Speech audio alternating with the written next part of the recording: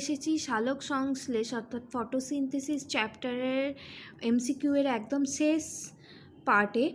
সিরিজটা তোমরা যদি আগে না দেখে থাকো আমার চ্যানেলে দেখতে পাবে এবং পরপর ভিডিওগুলো তোমরা দেখে নিও, অনেক সাহায্য হবে পরীক্ষার ক্ষেত্রে। কার্বোহাইড্রেট সংশ্লেষে প্রয়োজন হয় না কার? নাইট্রোজেনের। গ্লুকোজের রাসায়নিক গঠন কি? গ্লুকোজের রাসায়নিক গঠন হলো C6H12O6।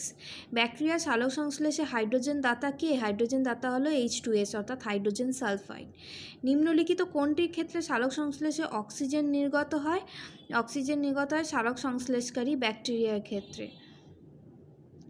যে মাধ্যমে আলোক শোষণ ঘটে তা হলো কি? গ্লাইকোলেট। আলোক শোষণে প্রথম উৎপন্ন বস্তুটি কি? গ্লাইকোলেট। নিচে কোনটি আলোক শোষণে জারণ ঘটে? RUBP। আলোক শোষণে সহায়তা করে বেশি অক্সিজেন কম কার্বন ডাই অক্সাইড। আলোক শোষণ কোথায় ঘটে?